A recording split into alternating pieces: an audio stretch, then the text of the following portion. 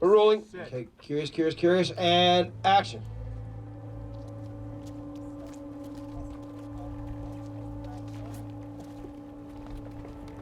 With this one, it wraps it up in a nice red bow tie, and then you look back at the first film, The Force Awakens, you realise that everything has led to this moment. And for me, discussing that with JJ and talking to him about it creatively was something that was always a main topic for us, but something that I'm very, very excited about. You know, it felt nice to stand there with, and it's just me, Daisy, and Oscar, and we're kind of like, oh wow, like this is truly it, like the three, you know, main characters in this story, and it's a blessing and an honour.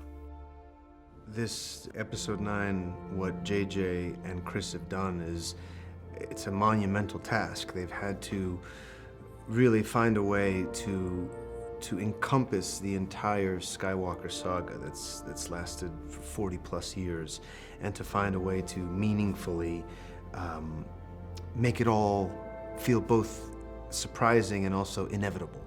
And I think that's exactly what they've done. Oi!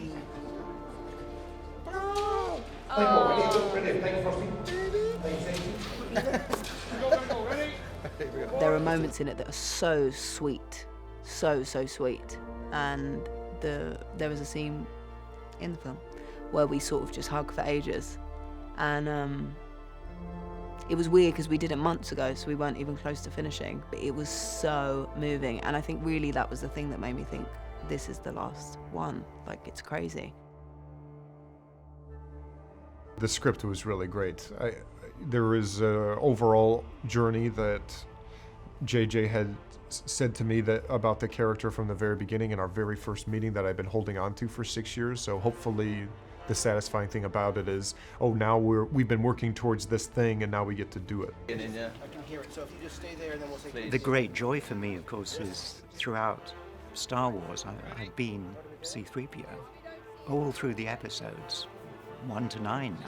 To finally hit the end was quite something. To have actually managed to survive this long, in every sense of the word, was it was a telling moment.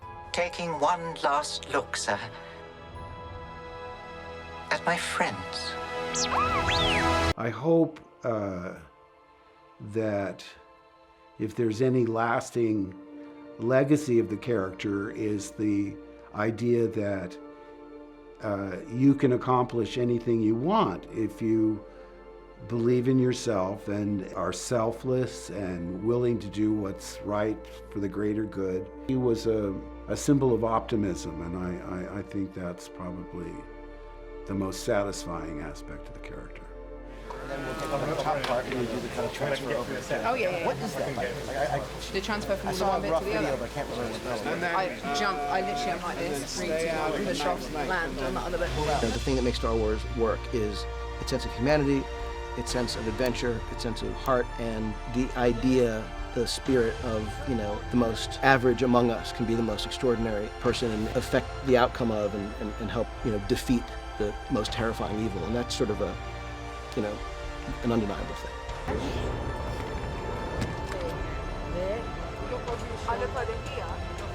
I think it will be really moving.